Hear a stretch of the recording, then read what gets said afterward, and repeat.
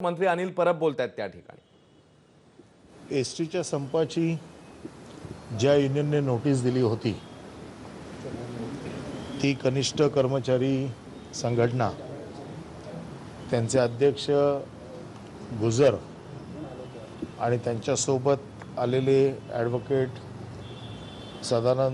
Sadavarte, advocate Jayashree Patil आणि त्यांचे कर्मचारी यांच्याबरोबर माझी बैठक झाली।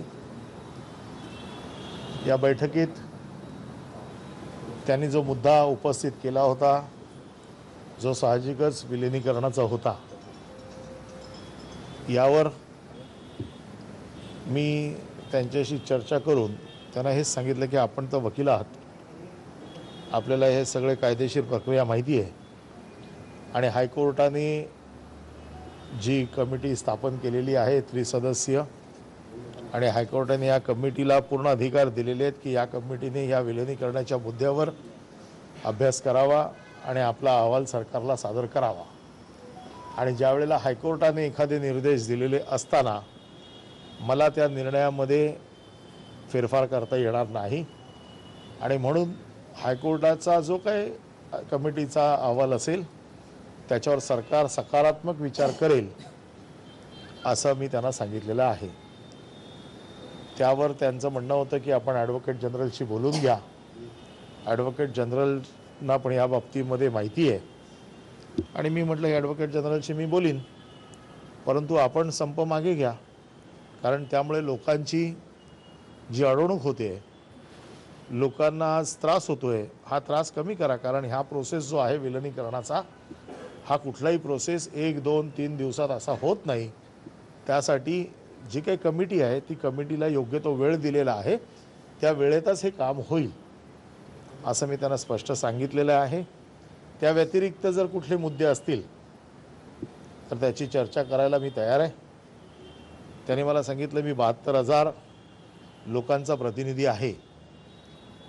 माझी जी कृती समितीशी जी बैठक झाली होती त्या बैठकीमध्ये 28 कर्मचारी संघटना होत्या। मी म्हटलं नेमकं कोणाशी बोलायचं, त्यावर त्यांनी सांगितलं मी 72,000 लोकांचं प्रतिनिधित्व करतोय। मी म्हटलं आपण जर 72,000 लोकांचं प्रतिनिधित्व करत असाल तर मी आपल्या माध्यमातून कर्मचाऱ्यांना विनंती करतो की सरकार कुठल्याही कर्मचाऱ्याचं नुकसान करू इच्छित नाही, परंतु लोकांना देखील आम्ही बांधिलकी आहे, आम्ही सरकारची लोकांना पर्यायी व्यवस्था देण्याची जबाबदारी आमच्यावर आहे। त्यामुळे जास्त हा संप ताणू नका, संप लवकरात लवकर मागे घ्या, आपण चर्चा करू, या प्रश्नाचं उत्तर शोधू। त्यावर त्यांनी पुन्हा चर्चा करण्याचं आश्वासन दिलेलं आहे, आणि म्हणून मी दररोज जसं आवाहन करतो तसं आपल्या माध्यमातून देखील आज पुन्हा आवाहन करतो की सरकारने कुठेही अशी आडमोठेपणाची भूमिका घेतलेली नाही। सरकारने कर्मचाऱ्यांच्या बाबतीत सहानुभूतीचीच भूमिका घेतलेली आहे, परंतु विलिनीकरणाचा मुद्दा हा कमिटीच्या माध्यमातूनच जो अहवाल येईल त्यावरती ठरवला जाईल। सर, आज एसटी कर्मचारी खूप जास्त आक्रमक झाले होते, जे तुमच्या निवासस्थानी येण्याचे निघाले होते। आंदोलन करणं हा त्यांचा अधिकार आहे, त्यांच्या हक्कासाठी लढणं हा देखील त्यांचा अधिकार आहे, म्हणून त्यांना जे योग्य वाटतं ते करतायत, परंतु कोणाच्या तरी सांगण्यावरनं किंवा भडकवण्यावरनं त्यांनी कुठली कृती करू नये अशी मी त्यांना विनंती करतो। त्याचं कारण जे नेते भडकवत आहेत, उद्या एस टी कर्मचाऱ्यांचं नुकसान झालं तर हे कोणी नेते त्यांना विचारायला येणार नाहीत। ह्या आंदोलनाला राजकीय रंग देण्याचा कोणाचाही उद्देश नाही, परंतु राजकारण करण्यासाठी जे भडकवत आहेत, राजकारण करण्यासाठी जे कामगारांना उस्कवत आहेत, मी पुन्हा एकदा कामगारांना विनंती करतो की कामगार तुमच्या न्याय मागण्याचा अधिकार तुम्हाला आहे, परंतु कोणाच्या तरी सांगण्यावरून, कोणाच्या तरी भडकवण्यावरून आपलं स्वतःचं नुकसान करून घेऊ नका अशी मी विनंती पुन्हा एकदा आपल्या माध्यमातून त्यांना करतोय। सर, आज आझाद मैदानामध्ये एक मोठा जनसमुदाय जो जमलेला होता एस टी कर्मचाऱ्यांचा, त्यांच्यामधलं एक आक्रमक रूप पाहायला मिळालं। याच्यामध्ये अनेकांचं म्हणणं असं होतं कर्मचाऱ्यांचं, आज जे सगळं झालं तो फक्त ट्रेलर होता, सोमवारी काहीतरी पूर्ण पिक्चर ते दाखवणार आहेत, त्यामुळे मोठी काहीतरी घटना सोमवारी घडेल अशा पद्धतीची एक शक्यता व्यक्त केली। मी कामगारांशी कुठल्याही प्रकारचं लढा देऊ इच्छित नाही. त्याचं कारण असं आहे की ते शेवटी माझेच कामगार आहेत, एस टीचे कामगार आहेत.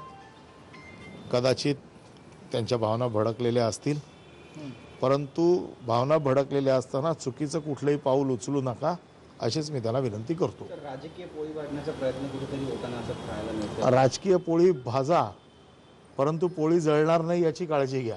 ठीक सर, हिंदी में थोड़ा जानना चाहेंगे, जिस तरीके से मीटिंगें हुई, क्या कुछ तय हुआ, क्या कुछ बातें हुई? एसटी की जो यूनियन थी जिन्होंने हमको स्ट्राइक की नोटिस दी थी, उस एसटी के कनिष्ठ कर्मचारियों की जो यूनियन है उनके प्रेसिडेंट गुजर और उनके legal adviser Sadavarte, advocate Jayshree Patil, इनके साथ में मेरी मीटिंग हो गई. और यहाँ पर जो मर्जर का उन्होंने जो मुद्दा उठाया था, उस मर्जर के बारे में मैंने आप उनको यही कहा कि आप तो एडवोकेट हो, आपको सब कानूनी प्रोसेस मालूम है, और हाईकोर्ट ने जो ऑर्डर की है जिसमें हाईकोर्ट ने ये कमेटी बनाई है इस मर्जर को लेके, और कमेटी को 12 हफ्तों का समय दिया है, और उस समय में कमेटी को ये तय करना है मर्जर के बारे में जो डिसीजन देना है या जो स्टडी करके उनको जो रिपोर्ट देना है गवर्नमेंट को, वो जो रिपोर्ट आएगा उसके लिए हम पॉजिटिव है और ज़रूर उसके ऊपर विचार कर सकते हैं. क्या इस विषय को लेकर के मुख्यमंत्री से आपकी बातचीत हुई? मुख्यमंत्री का क्या सोचना है इसमें? मुख्यमंत्री को ये हम रेगुलर ब्रीफिंग दे रहे हैं, लेकिन जो हाईकोर्ट ने जो कमेटी बनाई हुई है वो सभी के लिए वो बाइंडिंग है.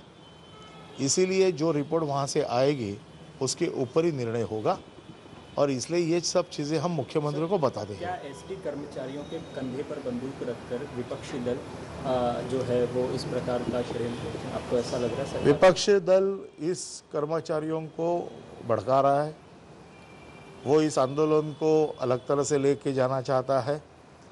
उनका मुझे अभी तो ऐसे लग रहा है कि विपक्षों का उनको न्याय देने में कोई ज़्यादा इंटरेस्ट नहीं है, सरकार को बदनाम करने में ज़्यादा इंटरेस्ट है. तो आगे की तो मैं ये चाहता हूँ कि एसटी के वर्कर है, उन्होंने समझना चाहिए ये राजनीति लड़ाई में एसटी वर्कर का कोई नुकसान नहीं हो, ये मेरा उसके ऊपर ख्याल रखना मेरा काम है और मैं वो करूँगा. सर, आज अनेक कर्मचारी राज्यभरात आझाद मैदानावरती दाखल झालेले आहेत आणि सातत्याने अजूनही जे आहे ते पडळकर असतील किंवा खोत असतील दोघंही सातत्याने आवाहन करतात की आणखी कर्मचाऱ्यांनी मुंबईत दाखल व्हावं. त्या बाबतीत मी कसं काय बोलू?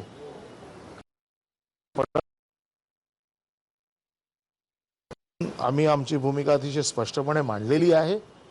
चर्चेसाठी विलिनीकरणाचा मुद्दा कोर्टाचा सोडून बाकी कुठल्याही चर्चेला आमची तयारी आम्ही दर्शवलेली आहे. आम्ही ही चर्चा नेहमी करतोय. आज ज्या युनियनने आमच्याकडे विनंती केली की आम्हाला चर्चा करायची आहे त्यांच्याशी आम्ही चर्चा केली. लेकिन क्या आप एएसजी से बातें करेंगे? एएसजी को इसमें एजी से मैं बात करूंगा. उसका कारण ऐसा है कि उन्होंने कहा कि आप एजी से बात करो. जो कानूनन बात है गवर्नमेंट की वो एजी साहब के लीगल एडवाइस से ही चलती है, वो हम उनसे बात करेंगे. लेकिन आपकी भूमिका क्या है? आप एसटी वर्करों के समर्थन में है या उनकी मांगों के खिलाफ है? एसटी के लोगों के खिलाफ हम बिल्कुल नहीं है. इसमें राजनीति हो रही है. जो मुद्दा कोर्ट ने जो डिसाइड किया है वो कोर्ट से ही या कमेटी जो अपॉइंट की है उसी से छूटने वाला है. ये लोगों को भड़का रहे हैं, ये उनका भड़काना गलत है. इसमें एसटी वर्कर का नुकसान हो रहा है और लोगों का नुकसान हो रहा है. एक बात ध्यान में रखो, आज एसटी महाराष्ट्र की आज लोगों को ले जाने वाली एक बड़ी सोर्स है. आज एक बार लोग अगर उसके अलावा जाना लगेंगे और बाद में अगर एसटी के पास नहीं मुड़ के आएंगे तो सबसे ज़्यादा नुकसान एसटी का होने वाला है, और हम ये नहीं चाहते हैं. इसलिए ये स्ट्राइक जल्द से जल्द ख़त्म होके हमको आखिर में एसटी भी जिंदा रखनी है. क्या सरकार विपक्षी दलों को कन्विंस करेगी? उद्यापासून ऑटो चालक मालक संघटना देखील या संपर्क करतायत. एखाद्या ठिकाणी कुठेतरी असं झालेलं असेल.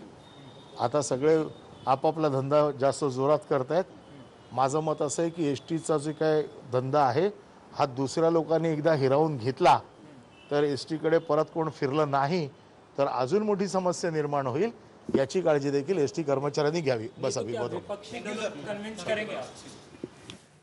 तर एसटी कर्मचाऱ्यांच्या संपाबाबत जी महत्वाची बैठक पार पडली त्याच्यानंतर अनिल परब बोलत होते. हायकोर्टानं नेमलेल्या कमिटीच्या अहवालानंतरच पुढची दिशा ठरेल असं अनिल परब यांनी सांगितलेलं आहे. विलिनीकरणाच्या मुद्द्यावर चर्चा झालेली आहे असं अनिल परब यांनी स्पष्ट केलं आहे. कोणाच्याही भडकावण्यानं स्वतःचं नुकसान करू नका असं आवाहन त्यांनी कर्मचाऱ्यांना केलेलं आहे.